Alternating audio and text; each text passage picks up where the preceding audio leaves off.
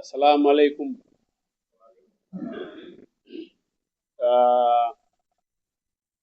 Kama kawaida kipindi hiki cha June July ni kile kipindi ambacho kimsingi wanamichezo tunasema tunarudisha kwenye jamii ambazo zimetulea, kwenye jamii ambazo zimetuzaa, kwenye jamii ambazo tunaishi nazo.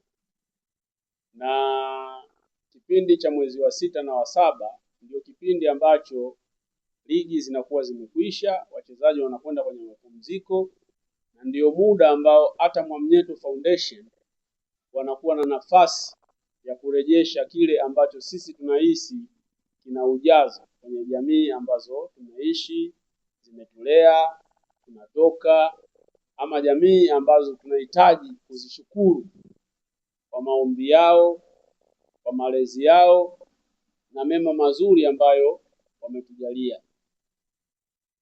Kama miaka mingine 3-4 iliyopita, na mwaka huu pia tutafanya